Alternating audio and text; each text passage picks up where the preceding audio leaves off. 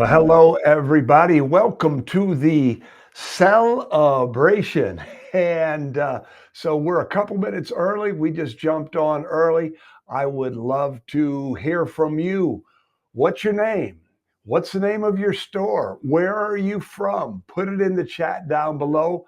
Our digital marketing manager, Nate Bigley, is here with me in Studio A. Actually, it's my office with a wall that's been painted. Share with me what you say. So I would love to hear, who you are, where you're from, maybe a little context. What are you hoping to get out of today? But put it in chat. We would love to hear. And like I said, we'll start right on time and we will end right on time. But I will also stay as long as there are questions. So we're going to spend an hour together here, and I'm so honored that you've chosen to give us this, to share your time with me here today. So Nate, who do we have?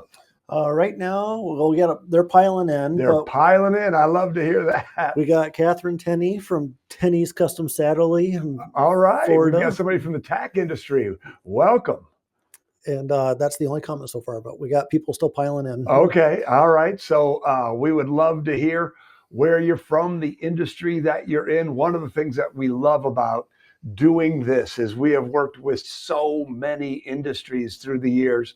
So when people start to share where they're from, and somebody says that they're in the tack industry, I think, oh, Ada, I just got back from West Palm Beach on Sunday, where I did a 4-hour boot camp with the North American Ice Cream Association. So lots and lots of industries that I hope will be represented here today. Anybody else sharing, Nate? Yeah, we got Angie from Angie Boutique in Kentucky. All right. Hi, Angie. Ellen and Wes from Firehouse Pet Shops. All right. Simply Blessed Kids. Anne. All right. Hi, Ann. Sandy Costello from Paradise Bailey. Welcome. Jessica from Red Roxy Quilt Company. All right. See? So do you see what I'm saying here? So we've got just from what I hear, we've had pet, boutique, tack,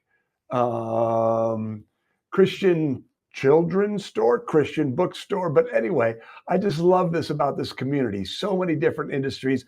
We all come together to help each other, build better businesses, because when you build a better business, you have a better life. Ripples you make in the universe keep getting bigger and bigger and bigger. And that's just something that we love about this. Pete from Fortino's is here. Pete, all right.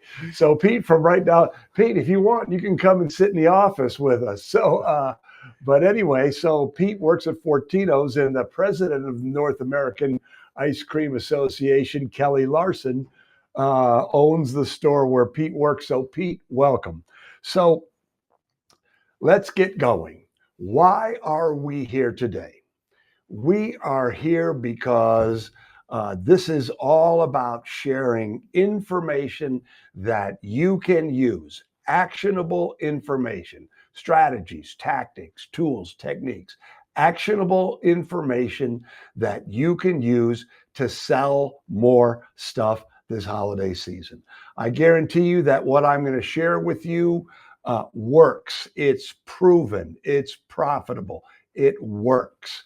And I'm going to do everything I can to make your hour here the best that it can be. So if you're new to our community, if you maybe saw an ad and just signed up, let me quickly introduce myself. My name's Bob Negen, and for 19 years, I owned a chain of kite and toy stores. I have lived through a lot of Christmases, worked the floor on a lot of Christmases, been there, done that. Seen the lines, seen the craziness, seen the joy, seen it all. But then after 19 years in that business at the Mackinac Kite Company, my brother Steve came to me and said, hey, you want to sell your share of the company? And I did. And my wife, Susan, who was a department store executive before coming to work with us, and I started Whiz Bang Retail Training. And every day we come to work to help you become more successful. And the holidays is where it's all about. You know, the holidays isn't the biggest season for everyone, but it is for a lot of you.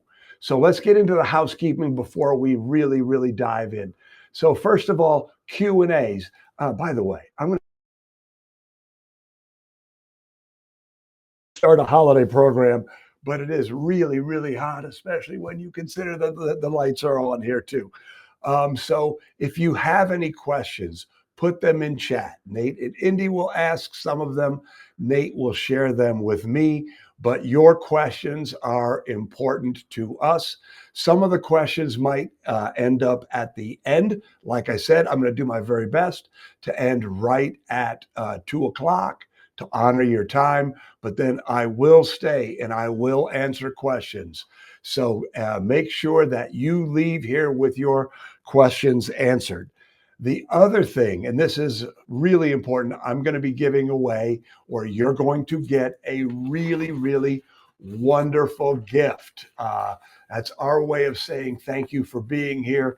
And I'm not going to give it away yet. It's going to be a surprise, but I guarantee you, if you use what you're going to get, it will make you a lot of money. So let's start with perhaps the most important thing, and that is the opportunity mindset. Henry Ford famously said, if you think you can or you think you can't, you're right. And so right now, let's just acknowledge that there is a lot of uncertainty. The government shutdown may or may not end here in the next couple days. Tariffs have had an impact. Inflation has had an impact. So there's uncertainty. And how you go into this holiday season will make a huge difference in the results that you get. So I am looking at you as somebody who has been through, many crises, many, economic downturns. I can tell you this, they haven't canceled Christmas. The National Retail Federation says that sales are going to be up this year. So even though people may be feeling a little tight, they still are going to spend. And your mindset should be, I'm going to get my share. So that's the first thing, is this idea of I'm going to get my share. The second mindset piece, and this is really important, I think, is this recognition that you can have a work-life balance. Like I said, been there, done that. The trick to having a work-life balance during the holidays as a retailer is to separate the two. So when you're working, you're working. When you leave, you leave. You are present when you are working with your work. You are present with your family and friends when you are at home. The tendency is we get so wrapped up in the busyness and everything that happens at the store that we tend to bring it home with us. And then we tend to feel guilty if we bring it home with us and we're not present with our family. So just this idea of when I'm working, I'm working. When I'm home, I'm home. I am going to work hard. I do know that I have to work a lot of hours during the holiday when the hay is, bring in the hay when the sun is shining, but you can have that life. So if you're taking notes, write that down. I can have a life. Underline it and then say, I will have a life. Because there's nothing sadder than bringing joy to everyone through your store and you're not experiencing the joy yourself. You are going to be tired at the end of the season. That's okay. That's what we do, right? If it was easy, everybody would do it. But you can do this. You can have a real personal and family life and work hard at the same time. 3 words for you to think of when you think of yourself during this holiday season. 3 P's: positive, present, and productive. So when you're working, don't let the news affect your mindset when you go into work. Be positive. If you're not feeling positive, your team will feel it. Your store to find a Debbie Downer. They come to your store because they want to feel good. They come to your store because they want that holiday season. They come to your store because they want to feel like Christmas. So give them that, and you give them that because you're positive. Present, I just talked about that.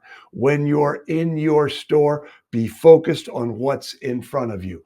When you're present in your store, you're going to have a lot more fun, right? When you're thinking about 30 other things, you're not working with your customers, you're not working with your team, and you're not having the fun you should and could have because you're distracted. And finally, be productive. Be productive. Start your day with a plan. End your day with, thinking about what you're going to do the next day. I personally think that if you plan the following day at the end of the day, it sets the stage for a better day the next day. When you wake up, you don't think, what am I going to do? You don't start planning your day. You get up, you go. All of this stuff, all of this mindset stuff, you may be saying, I want some tactics, Bob. I want to learn how to make more money. This is how you make more money. If you do these things, if you have the right mindset and you are positive, productive, and present, good things are going to happen. So the final thing that I want to talk about when I talk about this idea of the opportunity mindset is the idea that the holidays are an opportunity. Let me tell you a quick story. Last year during the holidays, I came down to town on a Sunday. It was 2 Sundays before Christmas. I really wanted to get a little shopping done. And I like shopping. I like going to the store, seeing what everybody's doing. Guess what? Over half the stores in our town of Grand Haven, Michigan were closed on Sunday. Guess what? The stores that were open, thing that happened was that the stores that were open were all of what I call the veterans, the people who have been here for years and years and years. Fortinos that has been here for 110 years. Pete's here with us from Fortinos, the Mackinac Kite Company, Must Love Dogs, Buffalo Bob.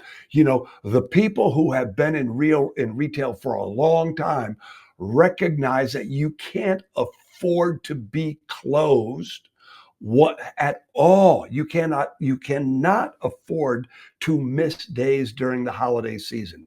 If somebody is doing their holiday shopping on Sunday and your store is closed, you miss out. You cannot sell through a closed door. So I was going to count them up, Indy or Nate. Maybe you guys can count up how many Sundays there are between Thanksgiving and Christmas. But that's how many days you're missing. It's 4 or 5. And I'm just looking at you and saying, if you're going to get the most that you can out of this holiday season, you have to be open every day. Let me tell you the other thing about the experienced people on here in Grand Haven. They're also open till 8. The new merchants are open 10 to 6. The experienced merchants are open 10 to 8. Why? Because people are still shopping. They're still shopping. And if you're not open and they need to buy, they're going to go to the mall, they're going to go online, or they're going to go to the stores that are open. So I'm just really looking at all of you and saying, I understand. I understand you want to have a life. I understand that, it's the holidays and you want to have some time with your family. That's why I started it with this, which leads us to the next thing that I want to talk about. And that's this idea of have a deep bench. So if you're saying I can't be open on Sunday because I don't have enough people, my answer to you is find more people. To be flippant. I'm just talking to some of you right now because in your mind, you're already sort of planning to not be open on Sunday, to maybe close at 5:30 or 6, and just saying to you that I'm just giving you all the positivity, all the love, and all of the encouragement to say, go out and find some people. Go out and find some people. Recruit them now. Now is the time to find the people. We're going to talk about training in just a little bit, but now is the time to find some people. One of the things that I strongly recommend is that you hire, I'm not that you hire, that you call anybody who has been a good employee for you in the past, right? You don't need to bring them up to speed. You might need to teach them some product knowledge, and you might need to share with them some new policies or procedures, things like that. But to get somebody who has worked for you in the past and bring them up to speed, it's a lot quicker and more efficient than hiring somebody new and sort of bringing them up from the bottom, right? So I would much rather see you have too many people and have people be a little disgruntled because they're not getting the hours that they want, or you invest a little extra in payroll now and keep everybody happy, but that you have more than enough people once the holiday season starts in earnest. And I know for some of you, the holiday season has started in earnest, but after Thanksgiving, that's when it really, really kicks in. Now, look at me because this is really, really important. You also want to have a deep bench because you never know what is going to go around. As somebody who has had a staff decimated by the flu the week before Christmas, I can tell you, if you have an opportunity mindset, you're going to have enough people. So if the flu does run through your team,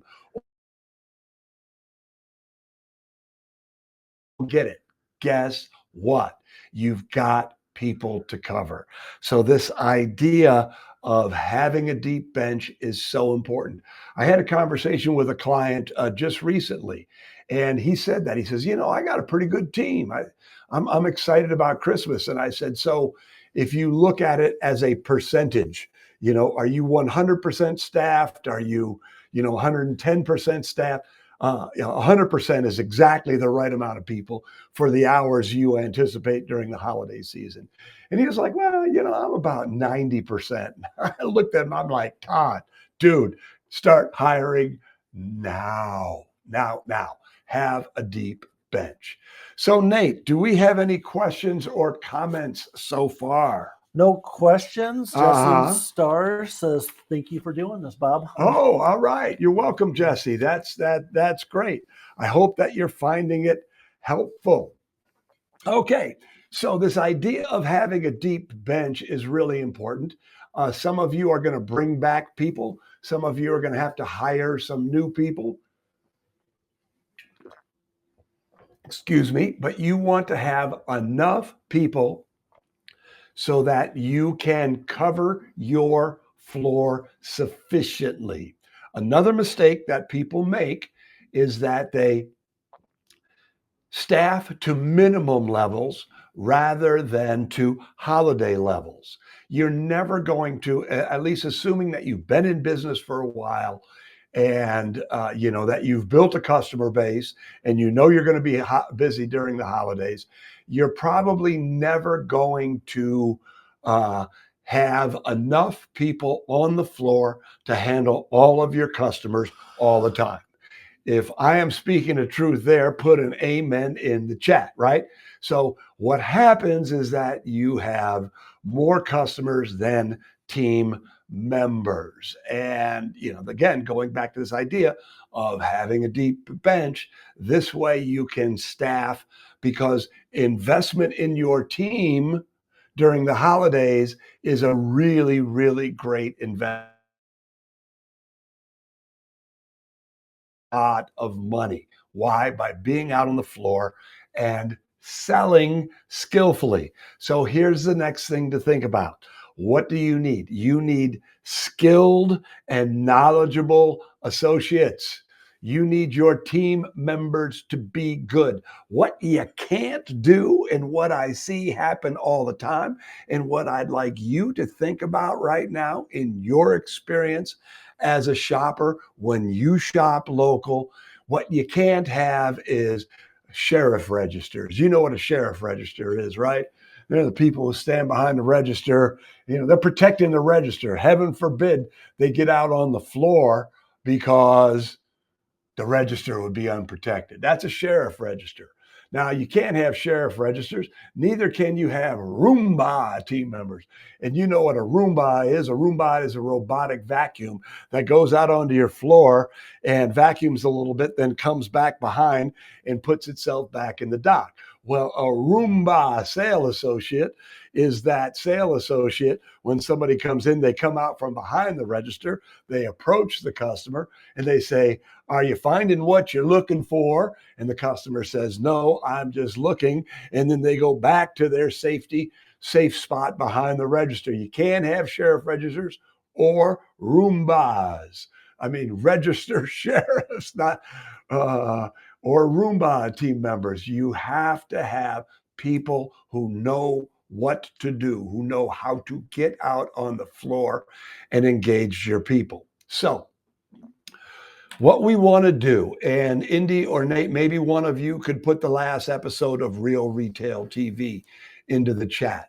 This last episode of Real Retail TV, I talked about a down and dirty, quick and easy training program for the holiday season. But what you want to do is you want to give everybody who's working for you, you want them to have the confidence to go out on the floor and do a great job with your customers. So part of it is, just the most fun, your return policy. Everybody needs to know it. You need to communicate it, and they need to feel comfortable talking about it on the floor. By the way, I would strongly encourage you to have a customer friendly return policy because it makes it easier for your team members to sell. They can sell with confidence. Procedures. If if you're out of stock and somebody wants you to call them back when you get that item back in stock, or somebody calls to make an order, what does everybody need to know? So what you want to do right now is you want to sit down, perhaps or probably with your key team members, and say, okay, what does everybody need to know to do the job this holiday season? So, and write it down. I'm going to encourage you to watch that episode of Real Retail TV. So policies and procedures. You don't have to write out all your policies and procedures, but you have to write out the most important ones so that everybody on your team knows what's going on and everybody is confident when they're out on the floor. Think about your time on the floor, maybe before you were an owner or a manager. If somebody asked you a question and you didn't know the answer, you felt kind of weird. You didn't feel good. The name of the game is confidence, especially with part-time seasonal people. Give them what they need to be confident. So the next part of that skilled and knowledgeable sales associate is product training. Again, you don't have to teach every SKU, features and benefits of every SKU, but you and those key team members, you need to sit down and say, okay, what do we anticipate are going to be our best sellers this holiday season? Then you write it down, and you write down features, benefit, who's it for, what does it cost, but write down sort of the basics about it intelligently, skillfully. So if somebody comes in and says, I want a $20 gift for a teenage boy, your team members know right where to go. You see, when they feel good about what they know, your team members, they're going to feel very, very good, confident, and comfortable recommending things. So again, write it down, get everybody on the same page. Now, once you've done that, once you've identified best sellers, once you've written down features, benefits, selling points, the story, whatever everybody needs to know, the next step, now this is a big money making step, is to teach the add-ons that go with that item. So if cashmere sweaters are going to be the hot thing this year, by the way, put in chat, what do you think is going to be hot this holiday season? And what is an appropriate, what is a great add-on to that thing? So I'm just using the example from women's fashion. So cashmere sweaters are going to be the hot gift item this year. So you need to share with your team, if somebody's buying a cashmere sweater, show them earrings, bracelets, scarves, hats. I don't know what it is, but I am telling you for a fact that once you've trained, features, benefits, all the things with best sellers, if you train your people what to add on and how to add on, your items per sale or units per transaction is going to go up. So that is really, really, really an important part of it, making sure that your team members know policies and procedures, that they have product knowledge, and finally, and this is our free giveaway, is you want to teach them. Giving away right now, you can get this free course. It's the holiday selling course. You can scan that slide. Indy's putting all the information, but I'm just looking at you and telling you that this is hot stuff. The entire course is less than an hour long. So you can, register for it now and assign it to all of your team members.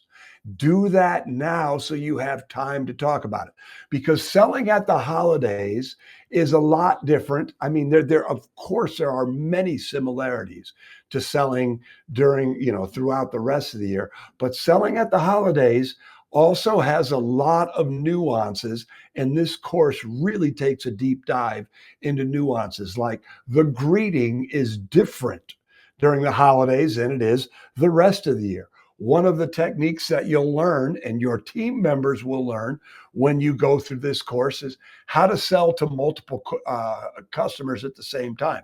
Have you ever think about back to your own experience at the holidays? So you're sitting there and you're talking to somebody, and then all of a sudden you feel a bunch of people behind you.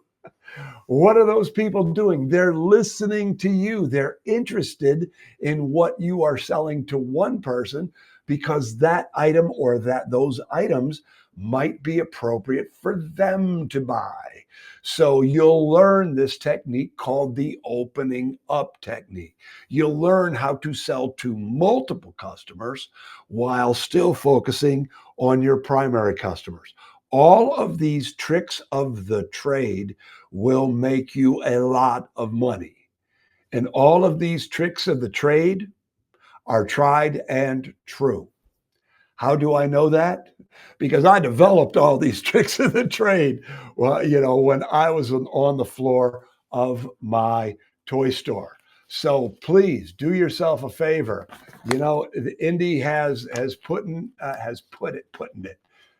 Indy has put the link in chat. Do yourself a favor. If you know it and your team doesn't know it, you're missing opportunities. Remember, what is this whole hour about? This whole hour is about you making more money during the holidays. This whole hour is about you taking advantage of the opportunities that the holidays present. So, Nate, are there any questions or comments? There are some. Okay, let's of each. handle them. So Stephen has a question going back to about store hours. And Andrew had a response, or Sam Lang had a response to that, but I wanted Okay. to read you the question. Sure. When local stores are not open long enough, what is the recommended benchmark for setting late hours? Would it be what department stores are doing? So that is a great question. Who asked? Stephen asked that question? Yes. It is a great question. And let me give you sort of two levels here. So at the basic level, and I think that this is a baseline. If you do anything less than this, you're proactively shooting yourself in the foot. And that is 10 to 6 Monday through Saturday, 12 to 5 Sunday. You know, in most downtowns, if you go in most downtowns, the better merchants are keeping at least those hours. Now, Stephen, you had a very astute observation, and that is department stores, big box stores, malls, all the stores in the mall have longer hours. And if you really want to compete, you keep those same hours. Why does a department store keep the hours? Why do the big box stores keep the hours? I think you know the answer. The answer is because people are shopping during that time. And so if you're open and you market your business and your store hours correctly, you will generate traffic during that time. Now, what do I mean by that?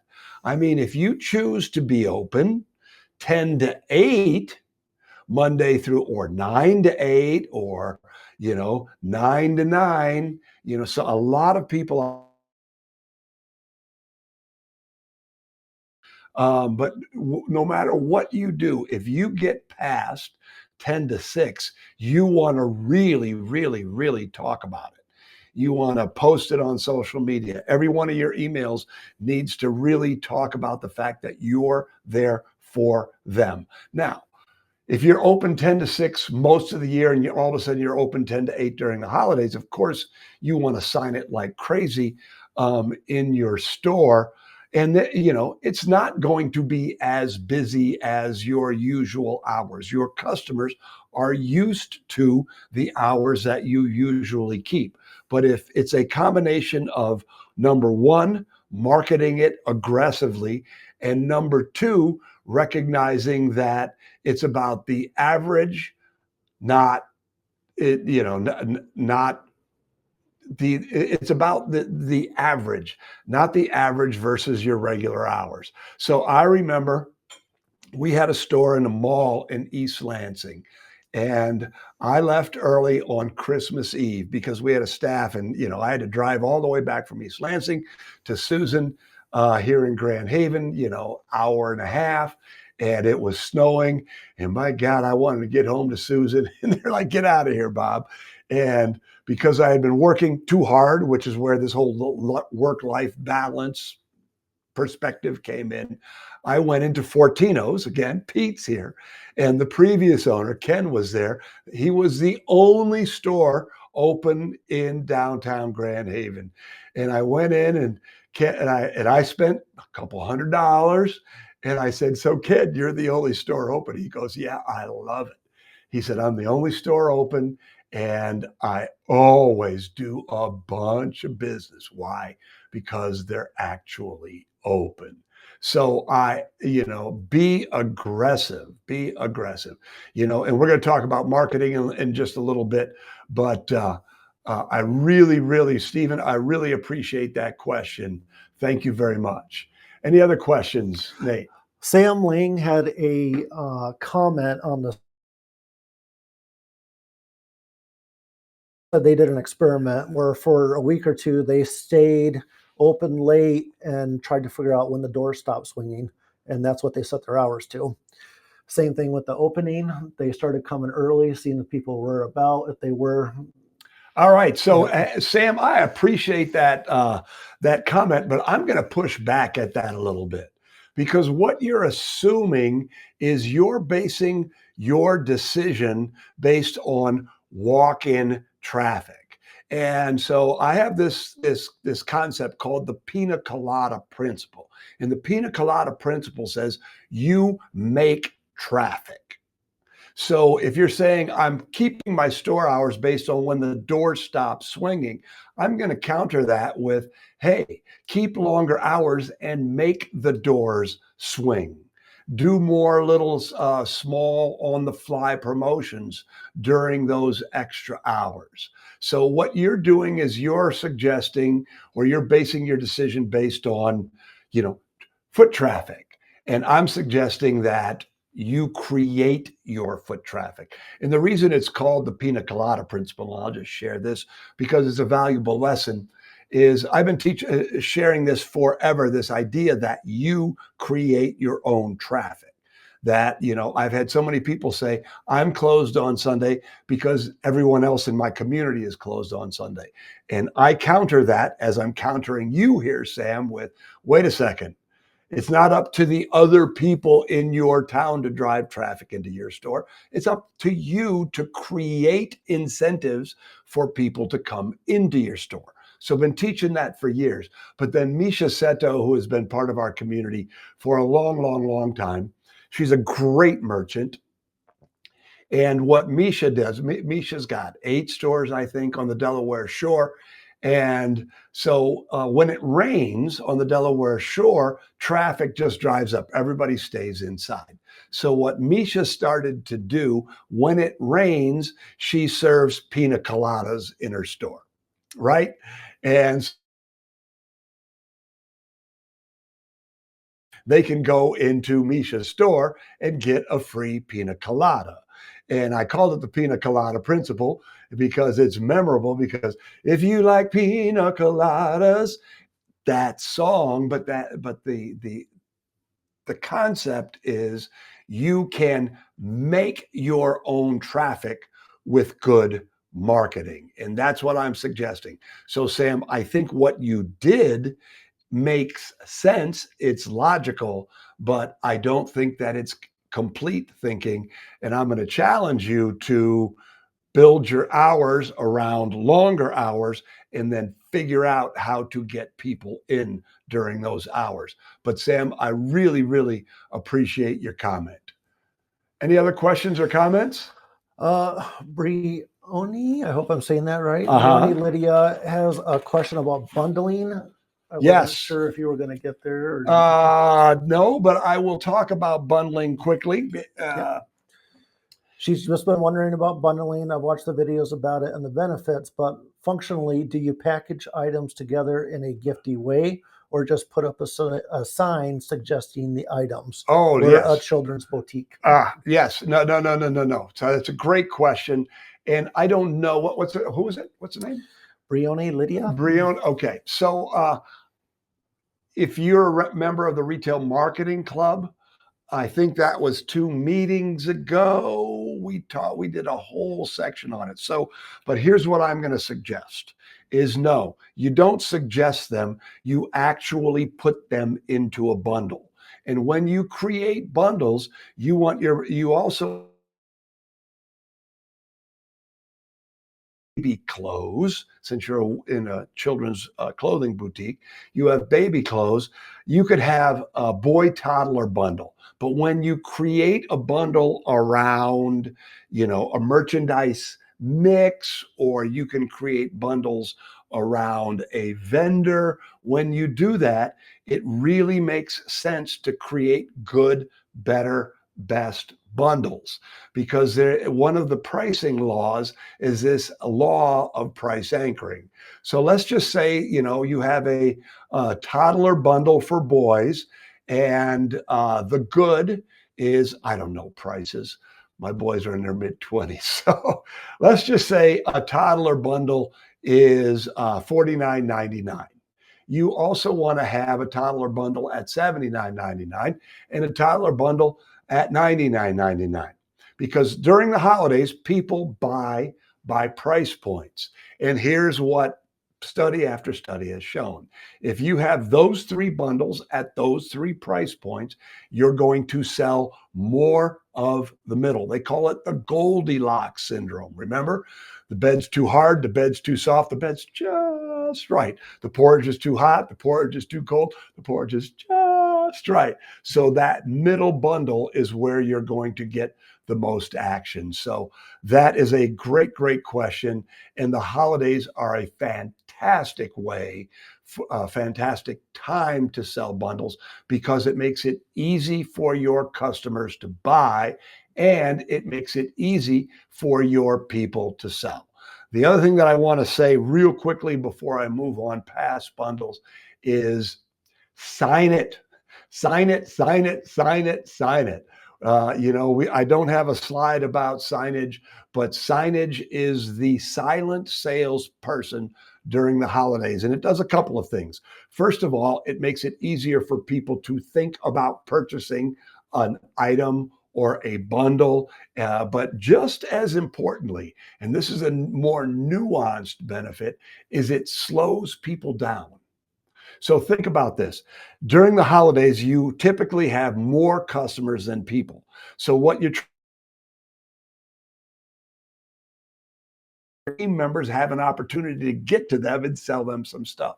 And the more signage you have, the slower they move through your store because they're stopping to look at your signs. So these are all great, great questions. Any other questions or comments, Nate? There is no question. There is very occasionally the video is freezing, but it continues to go. So just no, that's me. Yeah. We can't do anything about it, but just okay. It should still continue to work. Okay. And the other thing is that this is going to be available as a replay. So if you want to go back to it, if you want to go back with your team to it, you can do that. So before we get into going deep with your best sellers, I sent out a couple of emails and I just thought of this yesterday. So I sent out some emails and both Margot Kottman from Project Retail and Mark Weiss from Management One replied. And I knew the answer, but I just wanted the affirmation. And it is this. This is your number one piece of advice when it comes to buying for the holidays. Go deep in best sellers. Go deep in best sellers. If your assortment gets too scattered, your story starts to lose its effectiveness, right? People don't know. It's logical to think, oh, the more choices people have, the more stuff I'm going to sell.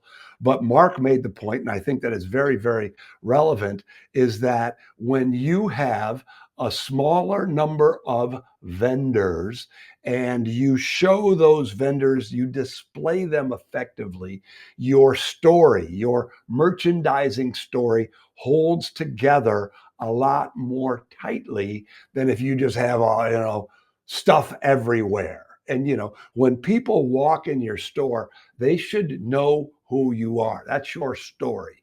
And so that was something that he said.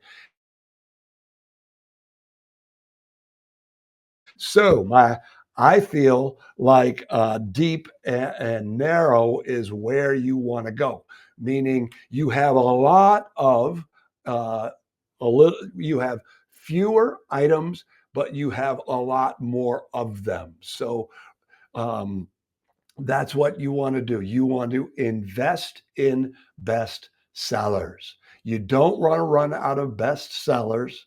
And because the other thing that Mark said that I just absolutely loved is he called it tight and right. You want to have the right merchandise. You want that mix to be tight. You want it to be right. And you want to have enough of it. He said, overbuying will kill margin. So it's just something when you start thinking about it, you may have already placed all your orders, but when you start thinking about reordering, keep investing in best sellers and stop reinvesting in sort of all of that peripheral goods.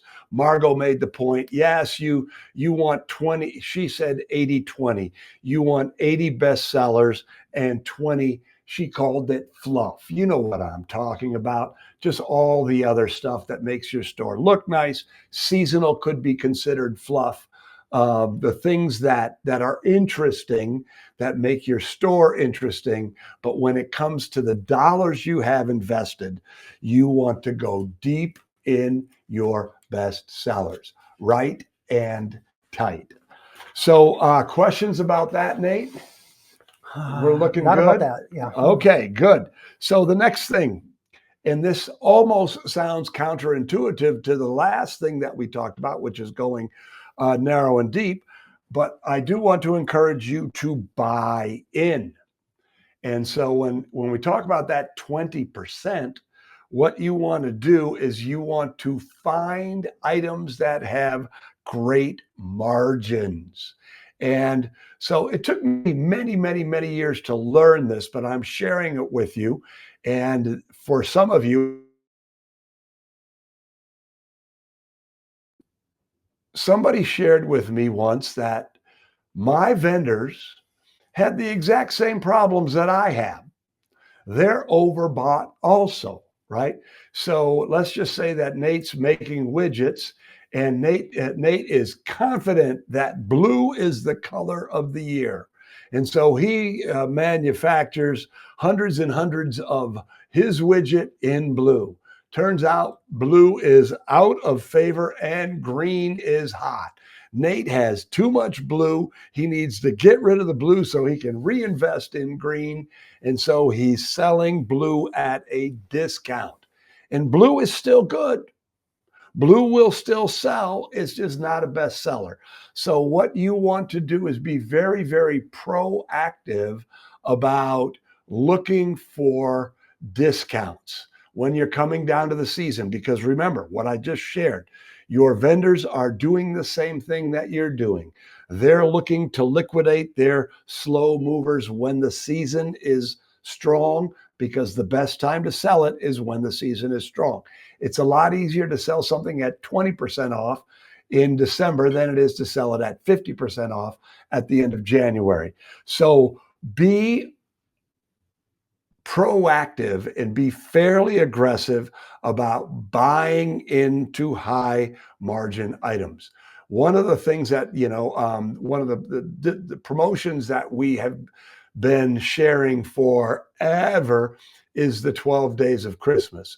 And 12 days of Christmas is a promotion that's 12 days leading right up to Christmas. And every day has one item at a deep, deep discount. That one item is a loss leader. That one item is a traffic driver. So you promote one item at a really, really deep discount, and that item drives traffic. And then, of course, when they come into your store, your beautiful merchandise, your highly trained team, all of those things all work together to sell people more stuff. They come in for the discounted item, and then your team sells them. Our better clients who have been doing the 12 days of Christmas for a long time proactively shop for 12 days of Christmas deals when they go to ASD, which is the discount show, or when they go to Atlanta, or they talk to their vendors ahead of time. The point that I'm making here is that understanding that margins are under attack right now, and you have to do everything you can to bolster your margins. And one of the ways to bolster your margins is to have this merchandise that you've bought at a deep discount that you can sell at a discount and still make great margins, or sell at full price and really, really get great margins. But buy in, and then also buy in impulse items for point of purchase add-ons. And the final thing that I want to talk about here, not the final thing, but the next thing I want to talk about here is stocking stuffers. Stocking stuffers are such an opportunity Do not miss this opportunity. Let me tell you a quick story. Years ago, I spoke, the town south of here is Holland, Michigan. And years ago, I spoke at the Holland Downtown Development Authority. I did a program late fall about holiday selling, and I talked about that it should be a non-negotiable standard that at the point of purchase, every customer is shown a logical add-on, right? So when somebody gets to the counter, they are shown something, an impulse item, and it is demonstrated, it is shown every single time, every single person, end of story, period.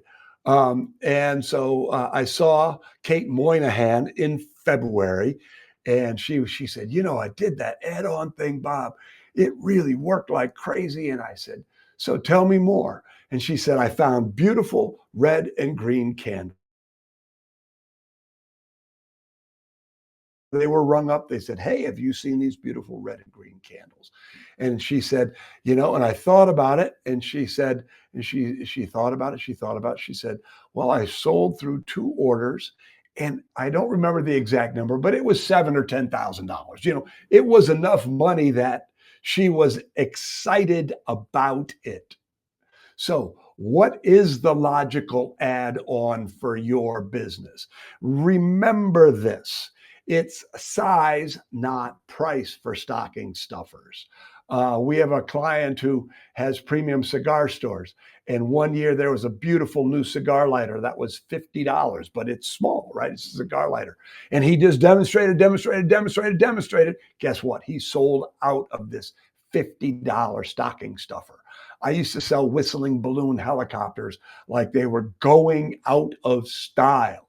So whistling balloon helicopter is a little balloon that's on 3 rotors, and you blow it up, you let it go, and it goes, it flies up in the air. I'll tell you what, I would stand there at the counter and I'd blow it up, I'd let it go, and you could see the people in line thinking about how many they were going to buy, right? They get to the counter, I'll take 6 of those at $1.99. All of a sudden, I added $12 to that sale. So recognize that stocking stuffers are so important, and group them together, sign them. I'm asking you, I want you to have a great, great, great holiday season. I'm asking you to think about this very, very proactively. Assortment. How can I group them together? Where should I sign them? How am I going to train my team to sell them? And most importantly, I'm asking you to make a commitment to making it a non-negotiable standard that every single person is asked at the counter every single time. This is how you build your units per transaction. This is how you build your average sale. So moving along, Nate, any other questions here? Not on that. There was one question about decorations. From Kenco, the Work and Play outfitter. Yeah, hi Kenco. How crucial do you find decorating the store? We have a huge store, and decorations of decent quality are quite expensive. Yeah, Kenco, it's valuable. It's valuable. What I'm recommending is, usually it's a one-time investment. You're spending the money. You put your stuff away, and that's how it is. Yeah, I saw pictures of your store when you posted on retailers. By the way, if you're not a member of our community, Whiz Bang Retailers on Facebook, I'd encourage you to sign up. But so yeah, you do have a big store. But when people walk into your store, they want to feel the holiday magic. And the other thing I would say, Kenco, is you don't have to treat it like I'm going to go all in all at once this year. Building out your store display could be a years long project. But I'm going to look at you and tell you, I would really encourage you to make a commitment to making your store, especially a big outdoor store. You can make that thing magical, magical. And you can get to the place, I saw you at a big out front. You could make your store a holiday destination just by, holiday display. So my answer, the short answer is it's important. The long answer is an encouragement to make a commitment to building it out over years. So your store your store pops inside and out. So great question. Thank you, Kenko. Okay. And finally, the last thing that I want to talk about here is events and more events. Margot from Project Retail, even though I sent her an email about inventory and she agreed with me, as did Mark. The other thing she said in all caps is events, events, and more events.